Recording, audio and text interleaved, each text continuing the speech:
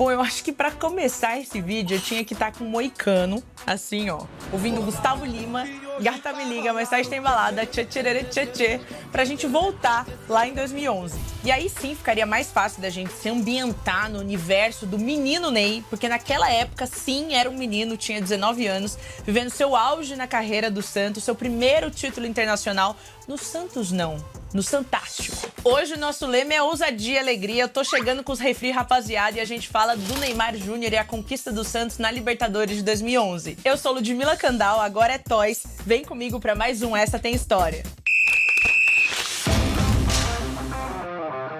Aqui a gente recorta um dos momentos mais legais dessa história entre Neymar e Santos, que começou lá em 2003. Aqui ele era um menino, mas um menino de verdade, como eu falei, tinha só 19 anos e foi protagonista da conquista da Libertadores pelo Santos. Artilheiro com 6 gols. Mas antes da gente falar da Libertadores, vamos pensar no Santos mesmo de 2011. Santos que além do Ney tinha Paulo Henrique Ganso, Zé Love, Edu Dracena, Elano, uma galera. Eles já tinham sido campeões paulistas pra cima do Corinthians lá em 2011 mesmo. Só que as coisas nos bastidores da Vila Belmiro não estavam tão boas assim. Com a Libertadores já rolando, o Santos demite o então técnico Adilson Batista. Ele até chega a comandar o time logo no início do torneio, mas aí ele cai logo depois. O Santos fica sem técnico, mas acerta com nada mais, nada menos que aqui a trabalho, meu filho, Muricy Ramalho. O negócio é trabalho mesmo.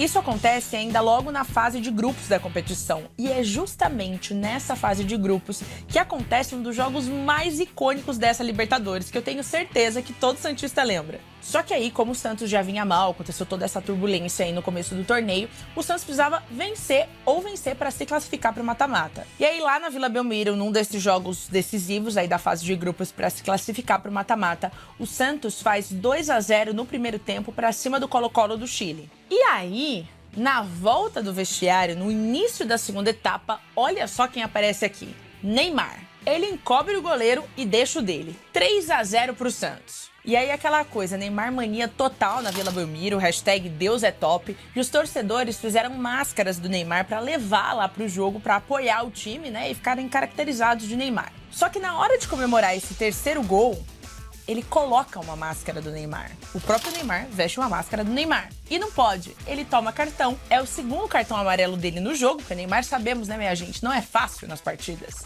É expulso e o Santos fica com um a menos. E aí logo depois o Zé Eduardo também é expulso do jogo e o Santos fica com 9 em campo. 9 em campo, minha gente, como é que segura? É lógico que o Colo-Colo ia crescer. Eles vão, fazem mais 2 gols, mas ufa, que sufoco, ainda bem que Deus é top, o Santos ganha essa partida 3-2.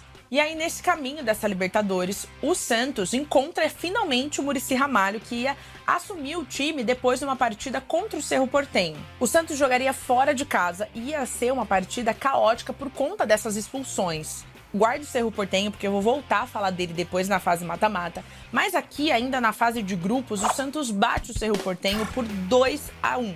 E eu vou abrir um parênteses aqui, porque aqui a gente tá falando do Neymar, mas o Ganso joga uma barbaridade nesse jogo. Ele não marca nenhum gol, mas ele tem uma atuação de gala. Muricy no comando, faltava então um jogo para o Santos se classificar nessa fase eliminatória da Libertadores. Falta quem? Deportivo Táchira. O Ney tá de volta pro Santos, marca gol e eles vencem os venezuelanos por 3-1. PS, teve máscara, tá? Mas foi assim, ó, com a mão, assim, ó, com os dedos, porque a gente já viu que se ele colocasse uma máscara de Ney, o Ney colocasse uma máscara de Ney, dava ruim. Enfim, eles estavam na fase do mata-mata. E aqui, como vocês já bem sabem, chega uma hora que eu preciso de uma ajuda do meu papelzinho pra poder passar aqui quais foram esses jogos do mata-mata. E a gente vai só mostrar como é que foi esse caminho do Santos. Nas oitavas de final, gol do Ganso, o Santos abre 1-0 pra cima do América na Vila Belmiro. Empatam sem gols fora de casa, mas classificam pras quartas. Quartas de final, Once Caldas estava no caminho do Santos. Primeiro jogo fora de casa. O Santos ganha por 1-0. Na volta, na Vila Belmiro, o Ney deixa mais um dele, só que o Santos empata em 1-1 com o Once Caldas. Mas como ganhou fora de casa, classificou então. E olha só quem está de volta na semifinal, Cerro Porteño. Na Vila, o Santos faz 1-0 para cima deles, gol do Edu Dracena. E aí na casa deles, um jogão cheio de gols. 3-3. Santos e Cerro Porteño. Quem marca pro Santos? Vamos ver. Zé Eduardo, Barreto, contra. E o Neymar também deixa um dele. E aí chegamos na final. Tchau, tchau, tchau, tchau, tchau. tchá, tchá, tchu, tchu, tchá. O Santos estava muito perto de conquistar o tri da Libertadores, mas ia ter que passar pelo Peñarol. Peñarol que já tinha eliminado o Internacional nas oitavas de final. O primeiro jogo da final acontece no Estádio Centenário.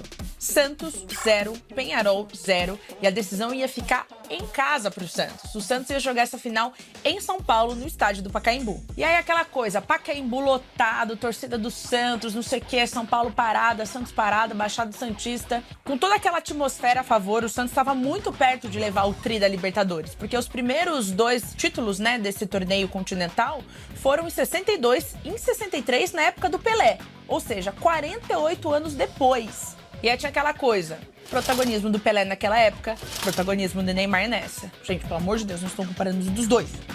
Pelé, incomparável. Pelé é uma outra prateleira que ninguém vai chegar. Mas é só uma questão de protagonismo, né? Vendo todo esse desenrolar do Neymar, principalmente nessa Libertadores, tinha aquela coisa, será que um raio cai 2 vezes no mesmo lugar? No caso, 2 vezes na Vila Belmiro? Eu acho que era muito difícil, nessa época, quem não se empolgou com o Neymar.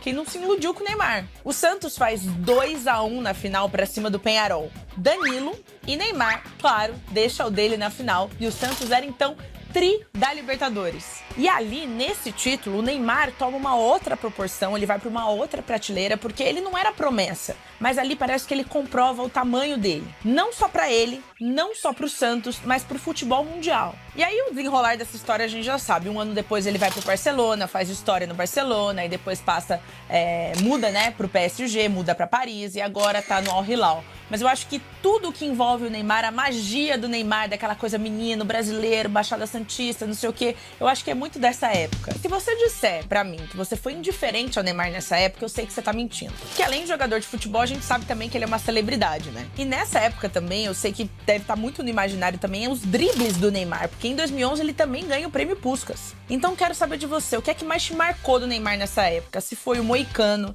se foi a dancinha do Arrocha, se foram os tweets antigos, ou se foi o futebol, né, gente? Eu acho que pra mim é o futebol. A gente fala muito do Neymar, das coisas extra-campo, mas a gente tem que lembrar que o Neymar é um dos maiores talentos que o nosso futebol já produziu. Esse sim tem história. Mas vamos então falar dessa camisa, né, que vestiu o Neymar na Libertadores e nessa época mágica aí do Santástico.